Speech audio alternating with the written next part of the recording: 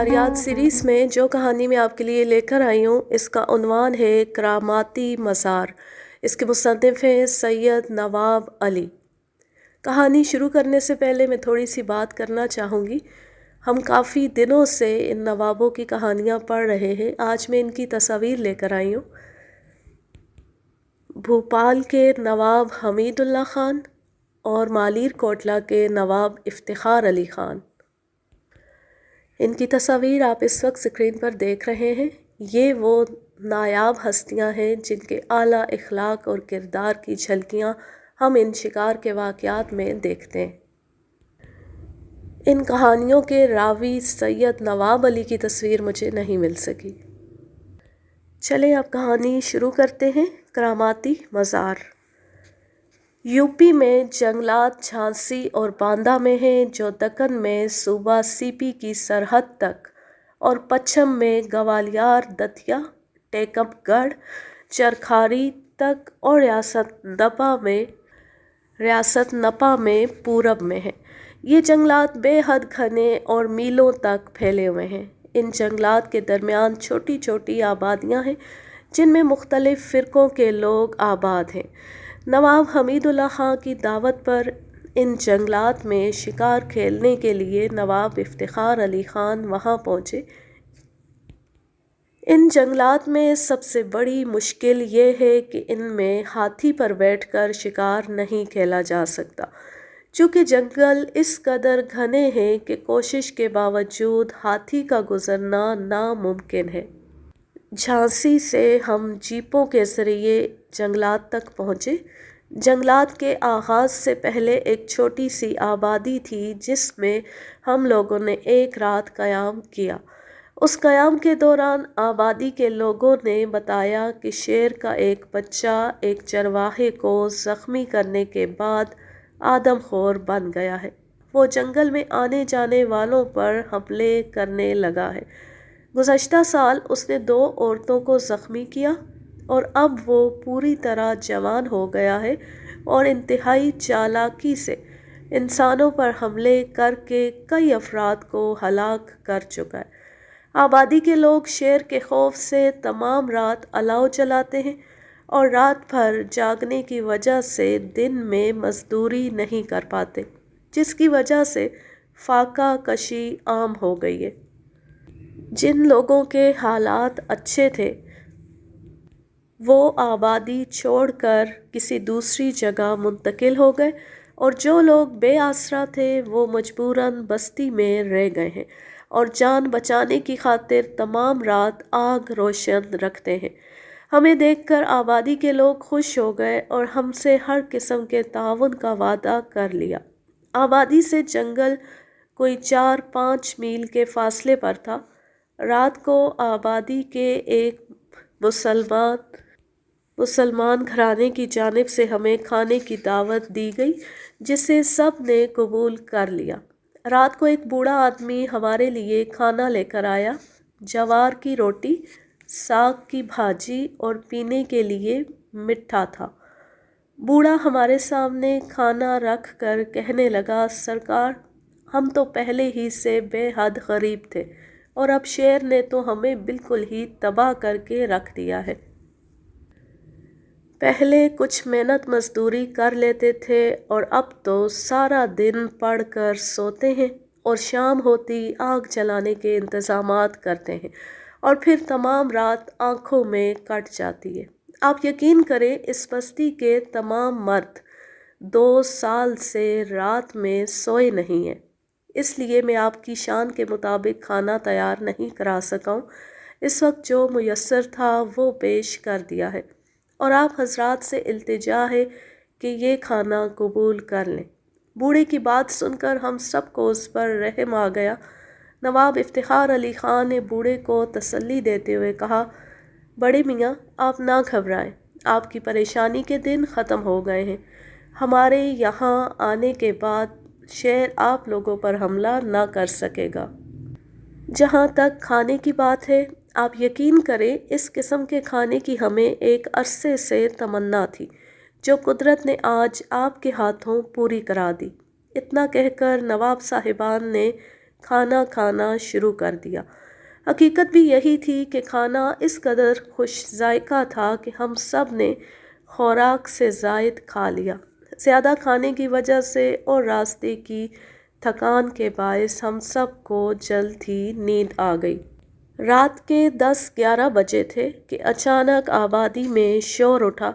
لوگ گلے پھاڑ پھاڑ کر چیخ رہے تھے۔ ہم لوگ شور سن کر بیدار ہو گئے اور اپنی اپنی رائفلیں اٹھا کر شور کی طرف دوڑ پڑے۔ بستی کے درمیان بہت سے لوگ جمع تھے۔ میں نے آگے بڑھ کر ایک شخص سے شور کی وجہ معلوم کی۔ اس نے بتایا کہ شیر ایک شخص کے سوتے ہوئے بچے کو اٹھا کر لے گیا ہے۔ ہم لوگوں نے مل کر کافی شور مچایا لیکن شیر نے منہ پھیر کر بھی ہماری طرف نہیں دیکھا اور وہ بڑے اطمینان سے بچے کو منہ میں دبا کر لے گیا اور ہم دیکھتے رہ گئے۔ میں نے شیر کے جانے کی سمت معلوم کی اور یہ سن کر حیرت زدہ رہ گیا کہ شیر جنگل کے بجائے کھلے میدان کی طرف گیا تھا۔ رات کے وقت شیر کی تلاش میں جانا چونکہ خطرناک ہو سکتا تھا، اس لیے ہم نے صبح کا پروگرام بنایا اور وہاں سے قیام گاہ کی طرف روانہ ہو گئے۔ ہمارے روانہ ہوتے ہی وہ لوگ یک زبان ہو کر ہمارا مذاق اڑانے لگے۔ ایک شخص نے ذرا بلند آواز میں کہا، اجی کون کسی کے لیے جان دیتا ہے؟ یہ لوگ تو بس تفریح کی خاطر شکار کھیلتے ہیں۔ دوسرا شخص کہنے لگا، ارے بھائی، برے وقت میں تو کوئی بھی ساتھ نہیں دیتا، دنیا بس اپنے مطلب کی ہے۔ یہ باتیں سن کر میرے تن بدن میں آگ لگ گئی۔ دل تو چاہا کہ ان سے کہوں کہ ہم نے تمہاری مدد کا کب دعویٰ یا وعدہ کیا تھا، لیکن میں نے یہ سوچ کر خاموشی اختیار کر لی کہ نادان لوگ بچے کی ہلاکت سے متاثر ہیں، اس لیے ان کی باتوں کا برا نہیں منانا چاہیے۔ نواب افتخار علی خان نے میرا چہرہ دیکھ کر شاید میرے دل کی کیفیت کو محسوس کر لیا تھا، اسی لیے وہ میرے قریب آ کر کہنے لگے، سید صاحب، آپ کو ان لوگوں کی باتیں ناگوار گزری ہیں، لیکن یہ بھی سوچئے کہ جس بستی پر شیر نے قیامت توڑ رکھی ہو، اس بستی کے لوگوں کی کیا حالت ہوگی۔ یہ لوگ تو بس یہی دیکھ رہے تھے کہ ہم اسی وقت شیر کی تلاش میں کیوں نہیں گئے۔ انہیں کیا معلوم کہ شکار کے بھی کچھ اصول ہوتے ہیں۔ انشاءاللہ ایک نہ ایک دن یہی لوگ ہمارے لیے زندہ باد کے نعرے لگا رہے ہوں گے۔ میں نے انہیں کوئی جواب نہیں دیا اور سر جھکا کر اپنی غلطی کا اعتراف کر لیا۔ دوسری صبح کی نماز سے فارغ ہونے کے بعد ہم لوگ اس طرف روانہ ہو گئے جس طرف شیر بچے کو لے گیا تھا۔ شیر کے پنجوں کے نشانات اور خون کے دھبے ہماری رہنمائی کر رہے تھے۔ ایک جگہ بہت سا خون پڑا ہوا تھا۔ ہم نے وہاں رک کر آس پاس کا جائزہ لیا لیکن شیر کی موجودگی کے کہیں آثار نہ تھے۔ ہمارے سامنے ایک پہاڑی نما ٹیلہ تھا جس پر اونچی اونچی جھاڑیاں تھیں۔ نواب حمید اللہ خان کی رائے کے مطابق ہم تینوں شکاری ٹیلے کی 3 طرف سے علیحدہ علیحدہ چڑھے۔ ٹیلے پر چڑھنے کے بعد ہم سب نے مل کر ایک ایک جھاڑی کا جائزہ لیا لیکن نہ تو کہیں بچے کی لاش دکھائی دی اور نہ ہی شیر کا کہیں پتہ تھا۔ ٹیلے کی دوسری جانب کھیت تھے جو ہمیں صاف دکھائی دے رہے تھے، وہاں بھی شیر کے آثار نہ تھے۔ کھیتوں کے اس پار ایک چھوٹا سا تالاب تھا جس میں برسات کا پانی بھرا ہوا تھا۔ ہم نے کھیت پار کر کے تالاب کے چاروں طرف کا جائزہ بھی اچھی طرح لیا۔ وہاں بھی شیر کے پنجوں کے نشانات دکھائی نہیں دیے۔ مجبوراً ہم آبادی کی طرف واپس آ گئے۔ آبادی میں داخل ہوتے ہی ایک عورت کے رونے کی آواز آئی۔ وہ اپنے بچے کی ہلاکت پر رو رو کر بین کر رہی تھی۔ اس عورت کے بین سن کر ہم میں سے کوئی بھی ایسا نہ تھا جو متاثر اور غمزدہ نہ ہو گیا ہو۔ نواب افتخار علی خان بین سن کر کہنے لگے، ماں کی ممتا میں کس قدر خلوص ہوتا ہے۔ یہ غریب عورت اپنے بچے کو یاد کر کے کس قدر بے قراری سے رو رہی ہے کہ اس کی آواز سن کر دل بیٹھا جاتا ہے۔ کس قدر غمناک اور پردرد آواز ہے۔ نواب صاحب کی اس بات کا کسی نے کوئی جواب نہیں دیا۔ ہم میں سے ہر شخص سر جھکائے خاموش تھا۔ ہم لوگ تمام رات سو نہ سکے۔ پوری رات ہمیں اس عورت کے رونے کی آواز آتی رہی۔ دوسرے دن صبح سویرے ہم نے ایک موٹا تازہ بکرا خریدا اور اسے جنگل میں ایک درخت سے بندھوا دیا اور واپس آبادی میں آ گئے۔ شام سے پہلے میں بکرے کی خیر خبر لینے جنگل میں پہنچا تو یہ دیکھ کر حیران رہ گیا کہ بکرے کی رسی تو درخت میں بندھی ہوئی ہے لیکن بکرے کا کہیں دور دور پتہ نہیں ہے۔ میں بکرے کو تلاش کرنے کے لیے آگے بڑھ گیا۔ جنگل بے حد گھنا ہونے کے علاوہ جگہ جگہ گہرے گڑھے ہونے کے باعث زیادہ آگے جانا ممکن نہ تھا۔ میں مجبور ہو کر واپس آ رہا تھا کہ اچانک ایک جگہ میری نظر پڑی جہاں بکرے کے کچھ بال جھاڑی میں الجھے ہوئے تھے اور قریب ہی خون کی بوندیں پڑی ہوئی تھیں۔ میں نے اس جھاڑی کا اچھی طرح جائزہ لیا لیکن وہاں نہ تو بکرا تھا اور نہ ہی شیر تھا۔ میں اس جھاڑی کو دیکھنے کے بعد ذرا آگے بڑھ گیا اور ایک دوسری جھاڑی کا جائزہ لینے لگا۔ راستہ خراب اور خطرناک ہونے کے باعث مجھے جنگل میں آئے ہوئے کافی دیر گزر گئی جس کا مجھے ذرا بھی احساس نہیں ہوا۔ میرے واپس نہ پہنچنے پر نواب صاحبان پریشان ہو گئے اور وہ میری تلاش میں نکل کھڑے ہوئے، لیکن بالکل اتفاق کی بات تھی کہ نواب صاحبان جس سمت سے جنگل میں داخل ہوئے تھے میں اس سمت سے واپس ہونے کے بجائے دوسری جانب سے نکل کر اپنی قیام گاہ پر پہنچ گیا۔ نواب صاحبان کافی دیر تک مجھے تلاش کرتے رہے اور جب میں انہیں نہیں ملا تو مجبوراً وہ واپس آ گئے۔ وہ جیسے ہی آبادی کی ایک گلی سے گزرے ایک مکان سے ایک عورت تیزی کے ساتھ باہر آئی اور اس نے نواب حمید اللہ خان کے قدموں پر اچانک سر رکھ دیا اور رو رو کر کہنے لگی، خدا کے لیے شیر سے میرے لختے جگر کو بچا لو، میں اپنے بچے کے بغیر زندہ نہ رہ سکوں گی۔ نواب حمید اللہ خان نے اس کے سر پر ہاتھ رکھ کر اسے تسلی دی اور شیر کو ہلاک کرنے کا یقین دلایا، لیکن وہ عورت کسی طرح ان کے پیر چھوڑنے پر تیار نہ تھی۔ وہ صرف ایک ہی جملہ دہرا رہی تھی کہ مجھ سے وعدہ کیجئے کہ آپ میرے بچے کو واپس دلا دیں گے۔ نواب حمید اللہ خان سخت پریشان تھے کہ وہ عورت سے غلط بات کا وعدہ کیسے کر لے۔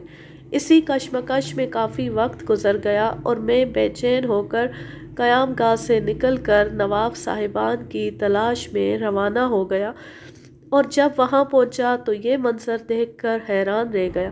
آخر نواب افتخار علی خان نے اس عورت کا بازو پکڑ کر اسے زمین سے اٹھایا اور اسے تسلیاں دیتے ہوئے اس کے دروازے تک لے گئے۔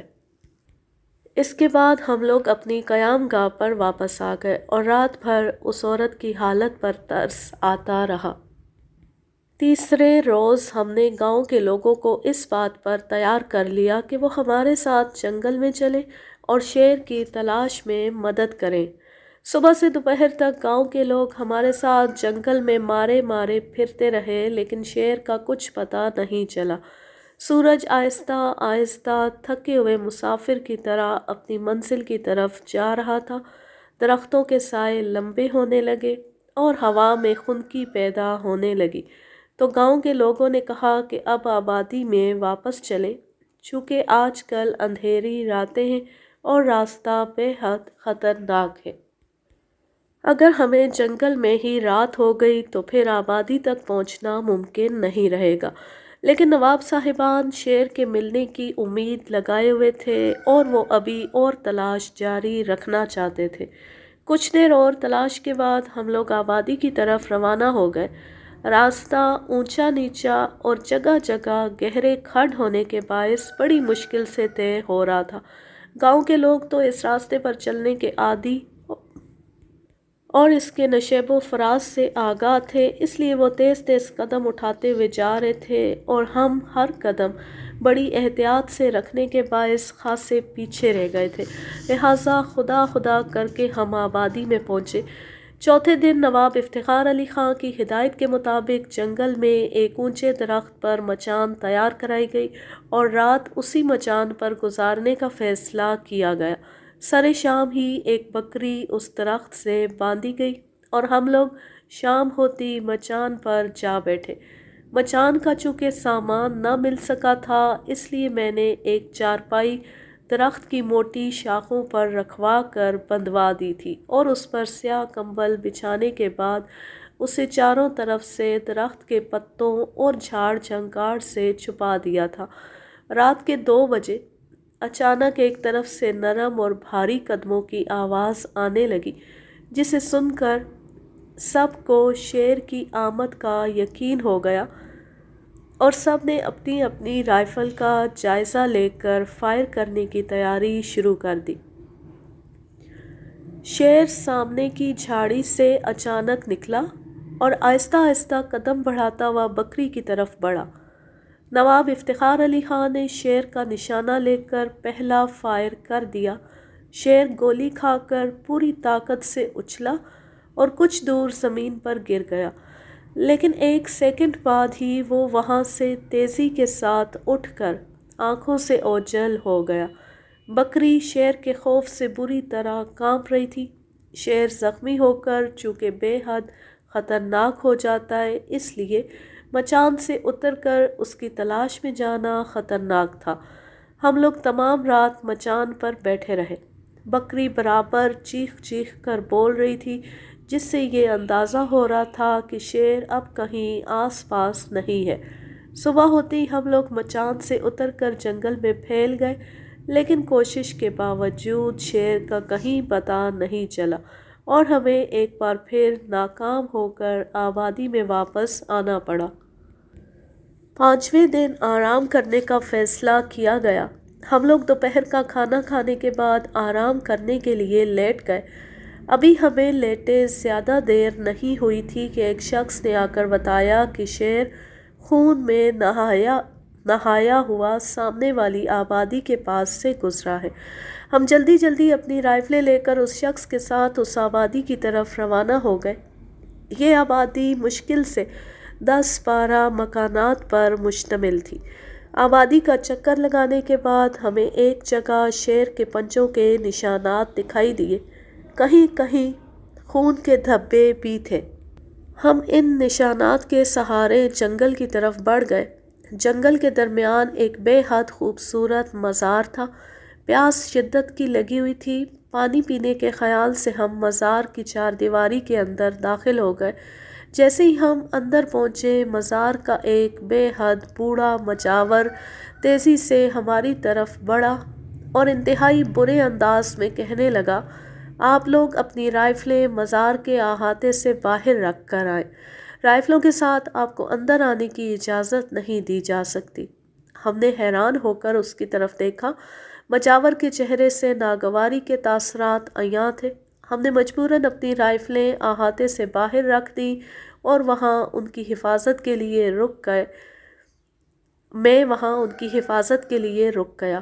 نواب صاحبان مزار کے اندر پہنچے اور مجاور سے پانی طلب کیا۔ مجاور نے پانی پیش کرتے ہوئے کہا کہ آپ لوگ یہاں کس ارادے سے آئے ہیں؟ نواب حمید اللہ خان نے اسے بتایا کہ ایک آدم خور شیر زخمی ہو کر اس طرف آ گیا ہے، جو آبادی کے لیے خطرناک ثابت ہو سکتا ہے۔ ہم لوگ اسی کی تلاش میں آئے ہیں۔ مجاور انتہائی غصے کے انداز میں بولا، اس علاقے میں آپ کسی جانور اور پرندے پر گولی نہیں چلا سکتے۔ یہ پیر حشمت اللہ کا مزار ہے۔ اس علاقے میں پیر صاحب کا حکم چلتا ہے، جو درندہ اس علاقے میں آ جاتا ہے تو اس کی عادت اور خصلت تک تبدیل ہو جاتی ہے، اسی لیے پیر صاحب اپنی کرامات کے ذریعے اس کی حفاظت کرتے ہیں۔ آپ اگر گولی چلائیں گے تو اس سے آپ ہی کو نقصان پہنچے گا۔ میں نے یہ سب بتا کر اپنا فرض ادا کر دیا، آگے آپ کی مرضی اور نتائج کے آپ خود ذمہ دار ہوں گے۔ نواب صاحبان نے مجاور کی بات سن کر میری طرف دیکھا اور میں نے انہیں خاموش رہنے کا اشارہ کر دیا، اور جب یہ صاحبان پانی پی کر میرے پاس آئے تو میں نے ان سے کہا کہ آپ حضرات اس جاہل کی باتوں میں نہ آئیں، یہ سب کھانے کمانے کے چکر ہیں۔ خواہ کی باتیں کر کے یہ لوگ دوسروں کو متاثر کر لیتے تاکہ ان کی باتیں سننے والے ان کی مرضی کے مطابق کام کرنے پر مجبور ہو جائیں۔ بھلا یہ بھی کوئی کرامت ہوئی کہ ایک خونخوار درندے کو جو انسانوں کو اپنی غذا بناتا ہو تحفظ دے دیا جائے۔ آئیے اب جنگل میں پہنچ کر شیر کو تلاش کریں۔ اس کے بعد ہم لوگ جنگل میں پہنچ گئے۔ یہ جنگل مزار کے چاروں طرف پھیلا ہوا ہے۔ چھوٹے بڑے درختوں کے درمیان میں جھاڑیاں تھیں۔ ہم لوگ انتہائی احتیاط کے ساتھ آگے بڑھ رہے تھے۔ کچھ ہی دور آگے گئے تھے کہ اچانک ایک جھاڑی کے اندر سے شیر کے زور زور سے سانس لینے کی آواز آئی۔ میں نے نواب صاحبان کو اشارہ کر کے آگے بڑھنے سے روک دیا اور خود ذرا جھک کر جھاڑی کا اچھی طرح جائزہ لیا۔ جھاڑی میں شیر دوسری جانب منہ کیے بیٹھا تھا۔ شیر کی پشت میری طرف تھی۔ سر جھکا ہونے کے باعث اس کے سر کا نشانہ لینا ممکن نہ تھا۔ میں نے نواب حمید اللہ خان سے کہا کہ آپ ذرا کھٹکا کریں تاکہ شیر اپنا سر اٹھا کر آپ کی طرف دیکھے، میں اسے نشانہ بنا لوں گا۔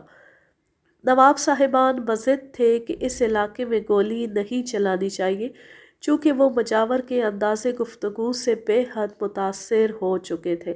میں نے جب انہیں کسی طرح تعاون کرنے پر آمادہ نہ پایا تو مجبوراً میں زمین پر بیٹھ گیا اور میں نے شیر کی کمر کا نشانہ لے کر فائر کر دیا۔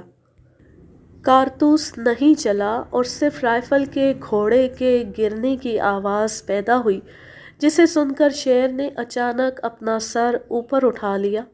میں نے گھبرا کر دوسرا فائر کر دیا۔ فائر کی آواز کے ساتھ ہی میری رائفل کی نال کے ٹکڑے اڑ گئے اور میں اس کے جھٹکے سے پیچھے جا گرا۔ میں جسم پر نال کے ٹکڑے لگنے سے شدید زخمی ہو گیا اور پھر مجھے کچھ خبر نہ رہی۔ مجھے جب ہوش آیا تو میں اپنی قیام گاہ میں لیٹا ہوا تھا اور میرے جسم پر جگہ جگہ پٹیاں بندھی ہوئی تھیں۔ مجھے ہوش میں آتا دیکھ کر نواب افتخار علی خان جو بے حد پریشان دکھائی دے رہے تھے میرے قریب آ گئے اور میں نے ان سے پوچھا کہ یہ سب کیا ہے اور کیسے ہو گیا۔